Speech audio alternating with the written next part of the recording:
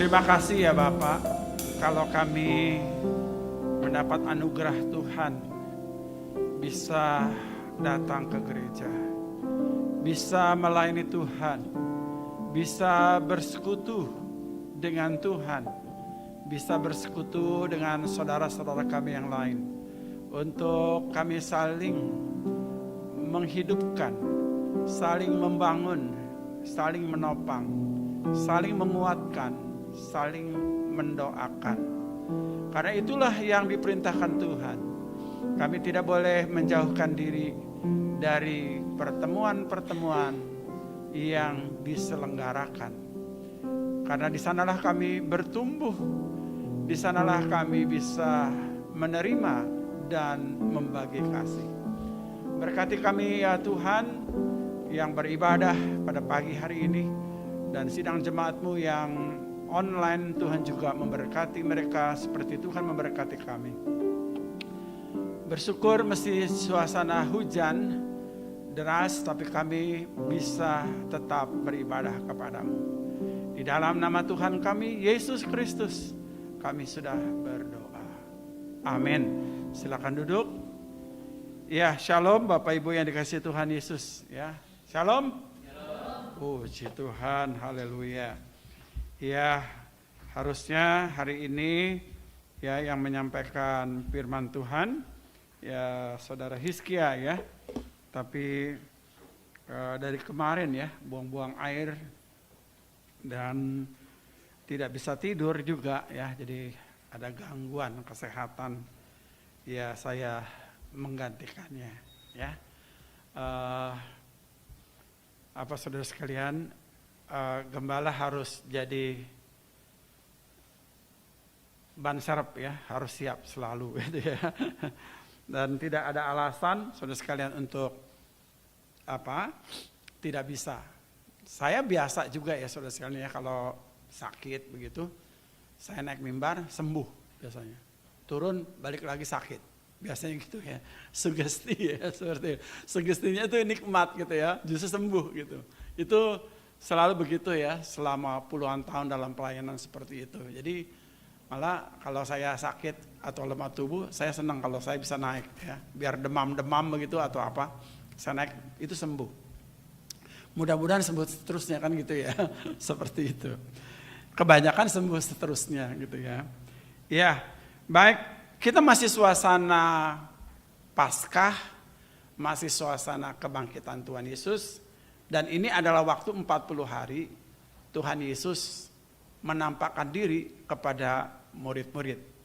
Hari ini kita akan belajar ada seorang tokoh ya, seorang perempuan yang mendapat kehormatan pertama kali di hari Paskah itu, dia hadir di sana, yaitu Maria Magdalena. Siapa tokoh ini? Bagaimana kehidupannya sebelum dia percaya, sebelum dia dilepaskan dari 7 roh setan, dan kemudian sampai dia melayani Tuhan, ya.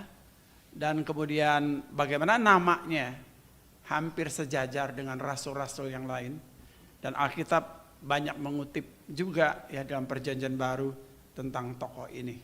Sebelumnya saya akan mengundang saudara-saudara sekalian membaca firman Tuhan, Yohanes pasal 20 ayat 1 sampai ayatnya yang ke-8 saja. Yohanes pasal 20 ayat 1 sampai ayat yang ke-8. Saya akan bacakan demikian untuk Bapak Ibu saudara sekalian. Yohanes 20 ayat 1 sampai 8. Pada hari pertama minggu itu pagi-pagi benar, ketika hari masih gelap, pergilah Maria Magdalena ke kubur itu, dan ia melihat bahwa batu telah diambil dari kubur. Ia berlari-lari mendapatkan Simon Petrus dan murid yang lain yang dikasihi Yesus, dan berkata kepada mereka, Tuhan telah diambil orang dari kuburnya, dan kami tidak tahu di mana dia diletakkan. Maka berangkatlah Petrus dan murid yang lain itu ke kubur. Keduanya berlari bersama-sama, tetapi murid yang lain itu berlari lebih cepat daripada Petrus pada Petrus sehingga lebih dahulu sampai dikubur. Ia menjenguk ke dalam dan melihat kain kapan terletak di tanah, akan tetapi ia tidak masuk ke dalam. Maka datanglah Simon Petrus juga menyusul dia dan masuk ke dalam kubur itu. Ia melihat kain kapan terletak di tanah, sedangkan kain peluh yang tadinya ada di kepala Yesus terletak dekat kain kapan itu. Tetapi agak di samping di tempat yang lain, dan sesudah tergulung, maka masuklah juga murid yang lain yang lebih dahulu sampai di kubur itu dan melihatnya dan percaya. Yang berbahagia adalah mereka yang membaca, mendengar, dan melakukan firman Tuhan. Saya akan lanjutkan sedikit di dalam Lukas 8 ayat 2, demikian. Lukas 8 ayat 2. Lukas 8 ayat 2. Dan juga beberapa orang perempuan yang telah disembuhkan dari roh-roh jahat itu atau berbagai penyakit, yaitu Maria yang disebut Magdalena yang telah dibebaskan dari 7 roh jahat. Nah, saudara yang dikasihi oleh Tuhan Yesus, kita lihat ya pada bagian-bagian ini, saudara-saudara sekalian, siapa sebenarnya tokoh Maria Magdalena ini? Seringkali dikatakan Maria Magdalena atau berasal dari atau Maria Magdala, artinya bahwa dia berasal dari daerah Magdala. Magdala adalah daerah Danau Galilea, ya. Dan kemudian di daerah di mana dia tinggal itu kebanyakan memang nelayan begitu ya, bikin ikan asin lah atau apalah di situ ya. Dan daerah itu daerah yang cukup kaya. Maria Magdalena ini, saudara sekalian, konon ceritanya ada banyak sekali ya kisah-kisah tentang Maria Magdalena ini. Ada yang mengatakan dia adalah eks-pelacur, ada yang mengatakan bahwa dia adalah orang berdosa, orang yang hina, begitu ya. Ada lagi yang mengatakan bahwa Maria Magdalena itu adalah orang yang dirasuk oleh setan-setan atau kuasa-kuasa gelap. Tapi Alkitab mencatat memang dirasuk oleh 7 roh jahat. Artinya kalau dia dirasuk oleh roh jahat, saudara sekalian, maka kehidupannya itu, saudara sekalian, tidak lagi di bawah kontrol dirinya. Tetapi hidupnya pasti dikontrol oleh kuasa jahat yang memenuhi hidupnya. Begitu ya. Kita yang dapat mengontrol diri kita saja, saudara sekalian, kita bisa salah. Bisa menjadi tidak benar, bisa menjadi tidak baik, bisa menjadi tidak sempurna. Bagaimanakah lagi orang yang dikontrol, dikendalikan oleh 7 setan atau 7 roh jahat. Ya. Satu aja membuat orang, saudara sekalian, lupa akan diri, ya, lupa akan siapa dirinya, begitu ya.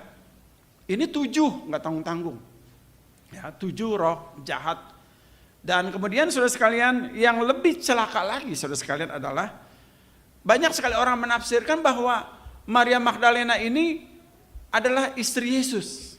Itu betul-betul hujatan ya, hujatan yang sangat jahat sekali. Bahwa Maria Magdalena adalah istri daripada Tuhan Yesus. Dan mereka mengatakan bahwa Tuhan Yesus itu menikah dan punya 2 orang anak. Ini kita tahu ya, ini adalah hujatan-hujatan atau sengaja, saudara sekalian, mendiskreditkan atau merusak citra Yesus atau citra Allah. Buat kita orang Kristen, saudara sekalian, ini adalah nggak aneh. Kalau Tuhan Yesus itu dihujat, kalau Tuhan Yesus itu, saudara sekalian, diburuk-burukan, dijelek-jelekan, saudara sekalian, tidak mengubah apapun. Itu sebabnya orang Kristen, saudara sekalian, pada waktu Tuhan Yesus dihujat, ya, Tuhan Yesus disalib, lalu ada orang mengatakan haleluya, begitu ya. Ada ustadz terkenal, haleluya. ya, ada jin disalib. Itu buat orang Kristen, buat kita semua, itu mah terlalu kecil, ya, hinaan-hinaan kayak begitu atau hujatan seperti itu biasa. Dan itu tidak akan mengubah iman kita, Bapak Saudara, kepada Tuhan Yesus. Makin dihujat, kita udah tahu dari zaman dulu Tuhan Yesus sudah memberitahukan bahwa bukan hanya Tuhan Yesus dihujat. Kamu akan mengalami penganiayaan, kamu akan mengalami penderitaan, kamu akan menghadapi tantangan dan lain sebagainya. Ya, itu sudah diberitahukan jauh hari, saudara sekalian, pada waktu Tuhan Yesus itu menjelma menjadi manusia saat dia bersama-sama dengan manusia di dunia ini. Jadi nggak aneh, saudara. Kita nggak terprovokasi, saudara sekalian, pada waktu Tuhan Yesus itu dihujat, enggak. Ya. Justru orang Kristen itu sebenarnya semakin ditekan, dia akan makin bangkit.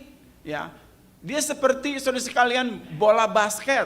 Apabila ditekan, loncatannya semakin tinggi. Justru, saudara, orang Kristen itu kalau diberikan sesuatu yang nikmat, yang enak, nggak ada hujan, nggak ada badai, nggak ada angin, saudara sekalian, nggak ada pencobaan, saudara, orang Kristen itu jatuh. Ya. Orang Kristen jatuh. Mau bikin jatuh orang Kristen itu dibikin enak. Dibikin gak punya masalah. Pasti dia jatuh. Gitu. Ya. Makanya gak heran. Kadang saudara sekalian materi itu saudara sekalian menghambat. Menghambat orang Kristen menyembah Tuhan. Materi itu atau kekayaan itu saudara sekalian. Itu akan mempersulit dia. Ya, mempersulit dia untuk dia bisa dulu sebelum dia makmur, sebelum dia hebat, dia mungkin adalah orang yang setia. Setelah dia maju, saudara sekalian, secara ekonomi, secara sosial, itu makin sulit. Kenapa, saudara? Karena agendanya semakin banyak. Ya kan? Agendanya semakin banyak, ditopang dengan uang yang banyak, sehingga nggak punya waktu untuk Tuhan. Itu cerita semacam ini sudah biasa. Di mana-mana ada semacam ini. Ya. Dulu waktu dia belum punya apa-apa, begitu saudara sekalian, seorang yang rajin, seorang yang setia, begitu dia kaya, begitu, maka dia bilang apa? Jangan suruh saya ke gereja. Kamu mau sumbangan berapa? Sebut aja. Saya sumbang ini, tapi jangan minta waktu saya. Dan saya alami itu. Saya dulu pernah punya jemaat seperti itu, saudara. Ya, dia semakin sibuk. Dia bisa saat kebaktian pun dia bisa tinggalkan gereja. Saudara sekalian, kenapa? Karena dia harus bertemu dengan pejabat dan lain sebagainya. Agendanya terlalu banyak. Ya, sampai istrinya mengatakan, boleh nggak Pak? Boleh nggak Pak? Bapak berdoa, kembalikan suami saya yang dulu, yang waktu susah itu, yang punya waktu begitu, untuk dia, untuk keluarga dan sebagainya, punya waktu untuk gereja, boleh nggak Pak doa? Saya bilang itu mustahil gitu ya. Masa pendeta doa supaya ekonominya turun? Itu kan nggak mungkin, begitu saudara sekalian. Nah, kembali ke tokoh kita, saudara sekalian. Maria Magdalena ini, saudara sekalian, adalah suatu perempuan, saudara sekalian. Dia adalah orang Yahudi pastinya, saudara sekalian.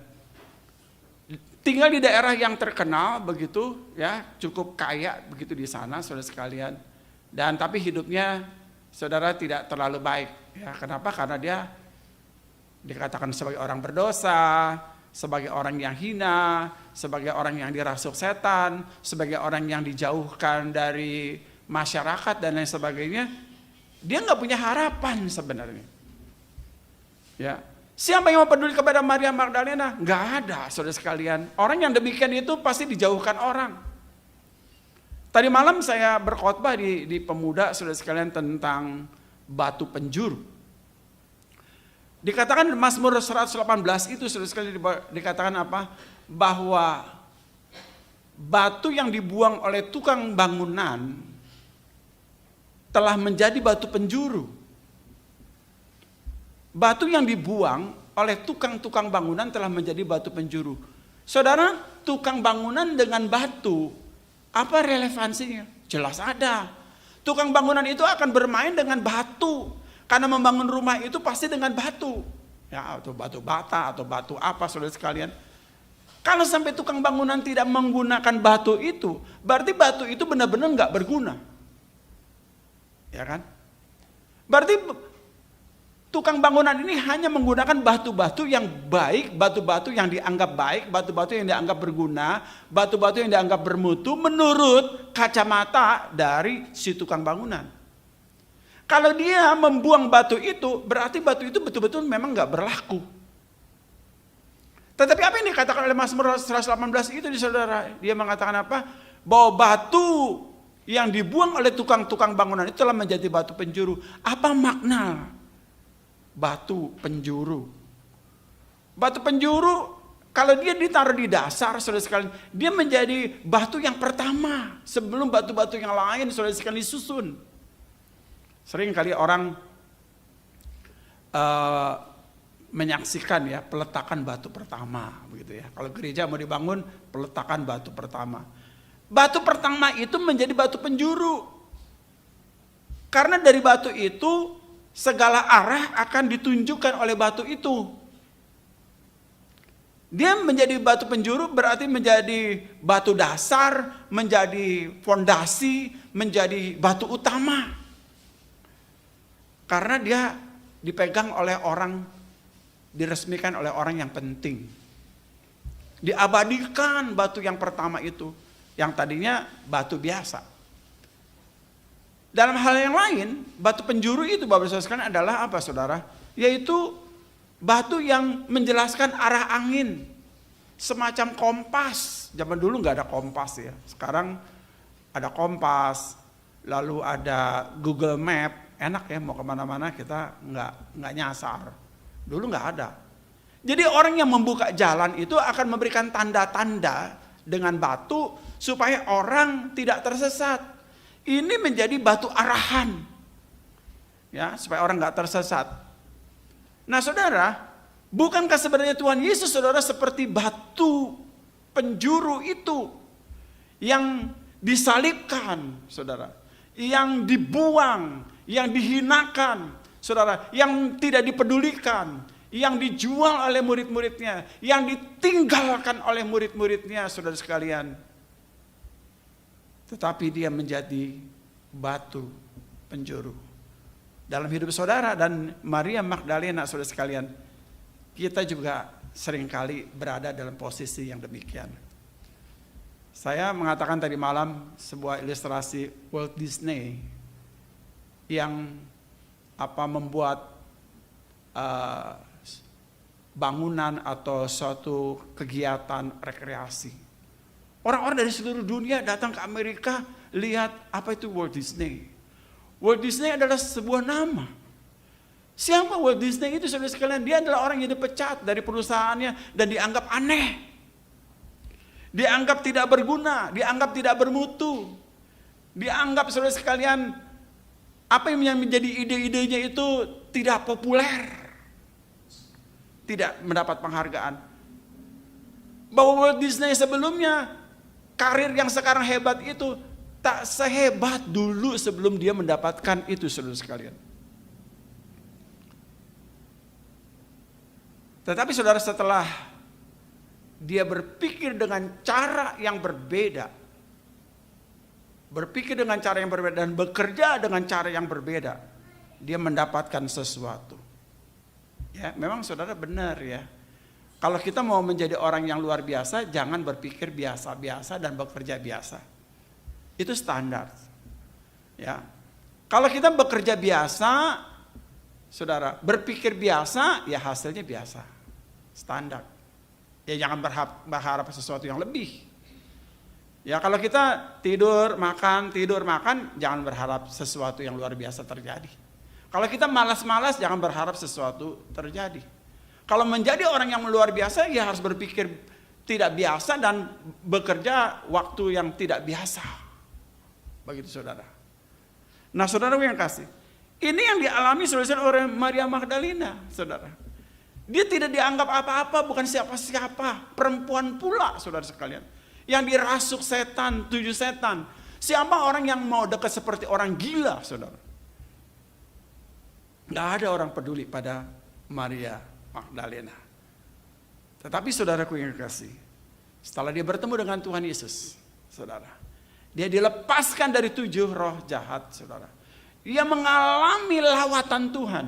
Ia mengalami jamahan Tuhan. Ia mengalami restorasi dalam hidupnya. Perubahan terjadi. Orang yang mengalami perjumpaan dengan Tuhan, orang yang mengalami Tuhan, saudara sekalian, dia akan mendapatkan restorasi atau pembaharuan dalam hidupnya menjadi berbeda.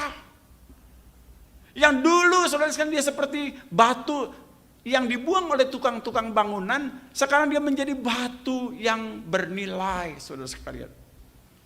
Di dalam kelompok pelayanan itu, saudara tahu ya, Tuhan Yesus punya 12 murid, tapi Tuhan Yesus punya backup, saudara, pelayanannya. Ini pentingnya dalam pelayanan itu, kita harus punya backup.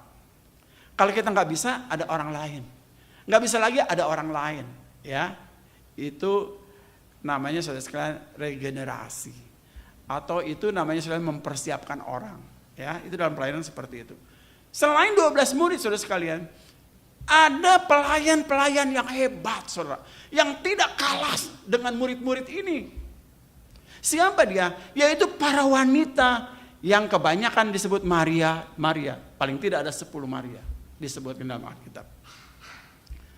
Ada Maria Magdalena, ada Maryam istri Kleopas, ada Maryam ibu Yesus, ada Maryam ibu Yakobus, Maria, ada banyak sekali kata Maria. Heran ya. Saudara mungkin bertanya, kok banyak nama Maria Pak? Ya memang gak aneh. Nama Maria pada zaman itu adalah nama yang tren. Ya, nama yang tren. Jadi semua orang dipanggil Maria, perempuan. Kalau di Sunda kali orang semua dipanggil Neng atau Nyai, gitu ya. Kalau di Batak semua orang dipanggil Butet. Ya, anak kecil, anak perempuan itu panggil Butet semua, ya. Seperti itu. Nama yang ngetren, saudara sekalian. Dan nama Maria itu diberikan kepada banyak perempuan namanya Maria, cuman Maria apa, begitu ya saudara sekalian. Nah, saudara yang kasih. Maria Magdalena ini saudara sekalian dari wanita-wanita yang hebat itu saudara. Saya kasih nama persekutuan kaum wanita di zaman Tuhan Yesus. Jadi sejak dulu saudara sekalian wanita itu hebat saudara ya dalam melayani Tuhan. Gereja itu kalau nggak ada kaum wanitanya pasti sepi. Ya paling tidak di gereja kita kalau nggak ada wanitanya kita nggak makan hari Minggu, ya kan? Nggak ada yang masak, gitu ya. Nah saudara kasih. Jadi wanita itu adalah saudara sekalian yang meramaikan pelayanan dan efektif pelayanan wanita itu saudara sekalian. Maria Magdalena nyaris saudara sekalian dia adalah pemimpin Maria yang lain atau perempuan-perempuan yang lain yang melayani Yesus saudara sekalian, yang mendampingi Tuhan Yesus. Tadi kita baca sama-sama saudara sekalian.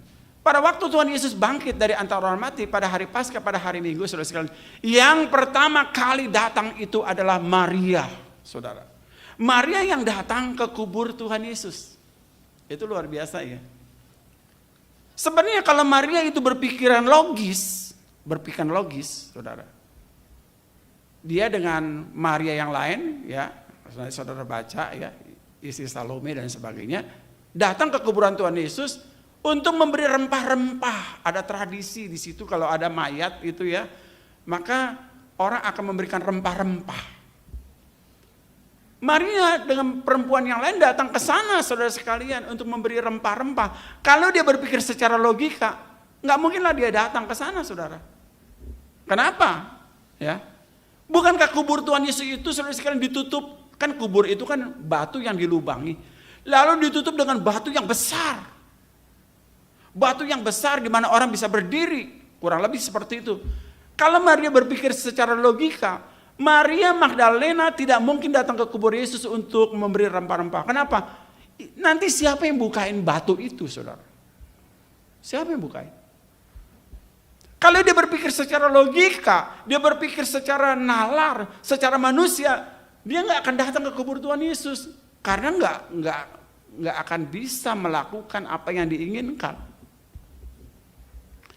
Seringkali dalam hidup kita juga begitu baru sekali. Kita berpikir saudara sekalian secara nalar, secara logika. Bukan salah, enggak. Tapi seringkali dalam hal iman, dalam pelayanan, dalam ibadah, dalam gereja, tidak selalu saudara sekalian menggunakan logika manusia. 1 ditambah 1, 2. Tidak seperti itu. Makanya saya sering ngomong gitu saudara. Organisasi gereja beda dengan organisasi dunia. Beda. Ya. Karena di gereja itu organisasinya adalah organisasi kasih. Ya. Enggak ada adapun pendisiplinan tidak bicara saudara sekalian tentang hukuman. Kalau di luar sana saudara sekalian ada hukuman-hukuman, ya. Ada hukuman-hukuman. Kalau di gereja sebelum dilakukan hukuman saudara sekalian ada percakapan pastoral dulu. Ngomong dulu, sepasang mata, 2 pasang mata. Kalau enggak juga dibawa ke sidang majelis, enggak bisa juga dibawa ke sidang jemaat. Jadi ada proses yang panjang, enggak langsung diputuskan salah dan tidak salah. Itu gereja. Ya. Jadi saudara, di dalam gereja itu tidak selalu saudara sekalian kita menggunakan nalar-nalar dunia. Pikiran-pikiran dunia, logika-logika dunia. Yang gak heran memang para majelis dan para pemimpin gereja, mereka adalah pemimpin-pemimpin dunia. Dan kebiasaan-kebiasaan di perusahaan atau di dunia itu dibawa ke gereja. Lalu diterapkan sistem-sistem perusahaan, sistem-sistem dunia di dalam gereja. Makanya jadi kacau, saudara. Ya, nggak heran jadi kacau. Karena memang berbeda. Saya selalu mengatakan gereja itu berbeda cara pengelolaannya, cara kepemimpinannya, cara organisasinya itu berbeda. Tidak selalu menggunakan logika. Maria Magdalena datang ke kubur Tuhan Yesus, kalau dia menggunakan logika, dia nggak jadi pergi. Kenapa? Dia seorang perempuan, bagaimana bisa menggolekkan batu penutup kubur Yesus? Itu tidak mungkin. Yang ada dalam hati Maria adalah cintanya kepada Tuhan. Yang ada pada Maria adalah imannya. Yang ada pada Maria adalah emosinya, saudara sekalian. Yang begitu saudara sekalian ingin melihat Tuhan Yesus. Yang rindu sekali melayani Tuhan Yesus. Yang ingin menyaksikan dengan mata kepala sendiri Tuhan Yesus. Mengalami Yesus, saudara sekalian. Itu yang diinginkan oleh Maria. Sehingga saudara sekalian logikanya diabaikan. Ya. Pikirannya diabaikan. Yang ada dalam hatinya, gejolak hatinya bergemuruh. Yang hatinya saudara sekalian ingin melayani Tuhan dan memberikan rempah-rempah. Ingin melihat wajah Tuhan. Setelah disalibkan. Kemarin waktu disalibkan di Bukit Golgota, dia ada di sana. Maria menyaksikan detik demi detik saudara sekalian. Dan Maria Magdalena tidak pernah jauh daripada Tuhan Yesus. Tidak pernah jauh.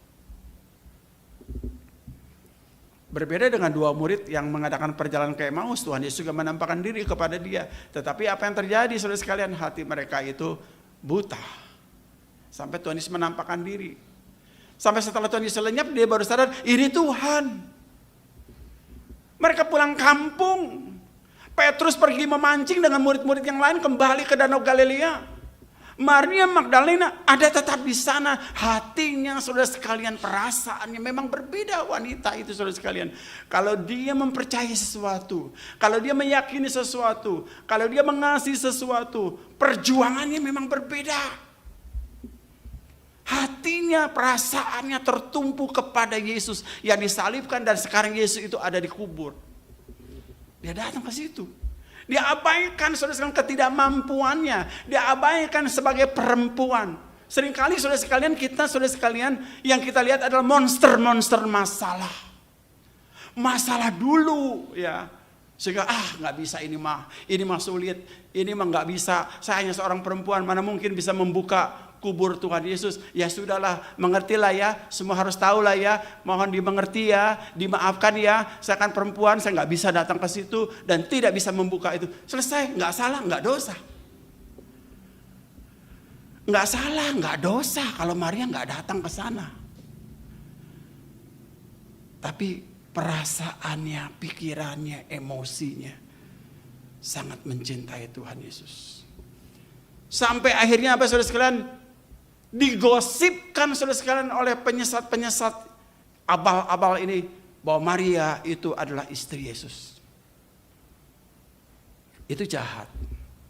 Sangat jahat. Di dunia ini banyak sekali orang jahat seperti itu saudara sekalian. Maria Magdalena saudara sekalian sangat mencintai Tuhan Yesus sebagai Tuhannya, sebagai Allahnya. bukan apa yang dipikirkan oleh dunia, saudara sekalian. Ini cara berpikir kita, saudara. Seringkali kita mulai dengan otak dulu, saudara, bukan dengan iman dulu. Logika dulu, baru iman. Iman belakangan, otak duluan. Ya, makanya tadi saya katakan, kita menjadi orang biasa-biasa karena caranya kita biasa. Kita juga menjadi orang biasa, kenapa? Karena waktu kita, tenaga kita ya biasa-biasa, ya makanya jadi biasa. Ya harus luar biasa. Cara berpikir kita mungkin akan berbeda dengan orang lain, saudara sekalian, akan bertentangan dengan orang lain, dianggap aneh, dianggap gila. Sama seperti penemu bohlam lampu ini, Thomas Alva Edison, kan dia bilang gila. Itu orang gila. Tapi hari ini kita bersyukur, saudara sekalian, kita terang benderang. Siapa yang menemukan lampu listrik itu, saudara? Thomas Alva Edison. Cara berpikir yang berbeda, aneh, gila, dan sebagainya. Kadang kita harus seperti itu, Bapak sekalian. Berpikir berbeda, tapi bukan gila beneran. Bukan gila beneran, saudara sekalian, ya. Nah, saudara yang kasih, singkat cerita, saudara sekalian, bahwa bagaimana Maria Magdala ini, saudara sekalian, dia menjadi orang yang selalu ada di setiap waktu pelayanan bersama dengan Tuhan Yesus. Dia menggerakkan wanita-wanita yang lain, saudara sekalian. Dan kemudian orang Katolik, saudara sekalian, menganugerahkan Maria Magdalena itu sebagai perempuan suci. Bahkan konon katanya, saudara sekalian, bagaimana Maria Magdalena ini menulis Injil yang lain. Ya kita nggak terlalu sampai jauh banget lah ya, karena Injil itu stop ya, di 4 Injil itu tidak ada Injil yang lain, begitu ya. Dia menulis Injil yang lain dan dielu-elukan, ya begitu luar biasa, dianggap perempuan suci, saudara sekalian. Kenapa? Karena dia mengalami perubahan yang dahsyat sekali. Dia mencintai Tuhan begitu luar biasa, dia mendapat penghormatan, ya luar biasa. Dan katanya lagi, karena banyak sekali cerita tentang Maria Magdalena, saudara sekalian, bahwa dia adalah orang yang pergi memberitakan Injil. Ada yang mengatakan ke Turki, ada yang mengatakan ke Perancis, sehingga raja di Perancis itu percaya kepada Tuhan Yesus, kepada Maria Magdalena. Dan gak heran kalau Perancis itu dulu menjadi negara Kristen, saudara sekalian. Kenapa? Karena ada Maria Magdalena yang memberitakan Injil ke sana. Hebat, ya. Seorang rasul perempuan yang pergi memberitakan Injil. Setelah mengalami Tuhan, dia tidak bisa lagi menutup mulutnya dan tidak lagi mampu, saudara, menahan gerak kakinya. Dan kakinya berjalan mencari jiwa dan mulutnya mengabarkan kabar baik. Saudaraku yang kasih, itulah tokoh kita. Mengapa saya katakan tokoh kita ini begitu luar biasa, Bapak Saudara sekalian. Nah, kesimpulannya dari semua itu, Bapak Saudara, dia bukan siapa-siapa, tapi menjadi sesuatu yang berarti dan berguna. Yang kedua, kenapa Tuhan memilih perempuan ini? Bukankah ada orang lain yang lebih hebat dari Maria Magdalena? Iya, betul. Tapi Tuhan tidak pernah salah pilih. Tuhan tidak pernah salah pilih. Saudara, pada waktu saya mau menyerahkan diri menjadi hamba Tuhan, pergi ke STT, saudara sekalian, teman-teman saya itu, saudara, ketawain saya tuh. Si Opi jadi hamba Tuhan, ketawa semua itu. Ya. Ketawa semua, nggak percaya, seorang pun nggak ada yang percaya, saudara sekalian. Dan saya menjadi orang yang aneh kali, saudara. Tapi puji Tuhan, sampai hari ini, saudara sekalian, saya masih tetap melayani Tuhan. Ya, dari umur 19 tahun. 19 tahun. Sekarang umur saya 62 tahun. Tidak pernah absen.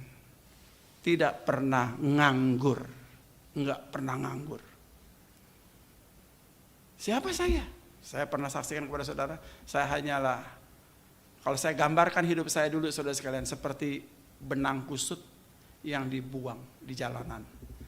Tetapi Tuhan mengambil benang kusut itu, memisahkan satu dengan yang lain dan meluruskan sehingga benang itu dapat dipakai. Opung Tuti ini sangat kenal siapa saya. Ya, sangat kenal siapa saya. Tapi saudara sekalian, dari hal yang gak mungkin menjadi mungkin karena Tuhan dapat mengubahnya. Amin. Mari kita turun kepala kita berdoa. Saudaraku yang kasih, mungkin engkau seperti itu. Seperti batu yang dibuang oleh tukang-tukang bangunan. Dianggap tak bernilai, dianggap tak mampu. Disepelekan. Sama seperti Maria Magdalena, siapa dia? Seorang yang dirasuk 7 setan, roh jahat. Hidupnya dikendalikan oleh setan. Pasti dia mengalami kehancuran dan kegagalan dalam sana dan sini. Secara sosial mungkin dia dijauhkan. Siapa yang peduli kepada dia? Puji Tuhan. Tuhan Yesus peduli kepada Maria Magdalena. Melepaskan dia dari belenggu-belenggu sakit penyakit. Melepaskan dia dari setan dan kuasa-kuasa kegelapan. Kalau Tuhan Yesus bisa mengubah Maria Magdalena dari yang tidak berdaya menjadi berdaya, Tuhan juga sanggup mengubah saudara dan saya. Mungkin kita bilang, Tuhan, saya siapa? Saya bukan siapa-siapa. Saya nggak bisa apa-apa. Latar belakang saya juga secara sosial, secara pendidikan, saya bukan siapa-siapa Tuhan. Tapi hari ini saya berkata kepada Anda semua, Tuhan Yesus adalah Tuhan yang dahsyat. Siapapun Anda yang mungkin Anda disepelekan, mungkin Anda tidak dianggap, Tuhan mampu mengubah saudara. Mungkin Anda adalah batu yang dibuang, yang tidak berguna. Dan sekarang Anda adalah menjadi batu yang berguna. Karena Yesus mengubah saudara. Terima kasih Bapak untuk waktu yang indah ini. Biarlah kiranya kami menyadari bahwa dalam diri kami ini ada potensi yang baik. Ada sesuatu yang luar biasa. Kalau Tuhan Yesus mengubahku saat aku percaya kepada Engkau, Engkau pasti memperbahariku, memperlengkapiku dengan dahsyat sehingga aku boleh berguna. Bukan saja bagi diriku, tapi bagi Tuhan dan bagi orang lain. Hamba-Mu berhenti di sini Tuhan, tapi kami percaya Roh Kudus berbicara kepada kami. Di dalam nama Tuhan kami Yesus Kristus, kami sudah berdoa. Amin.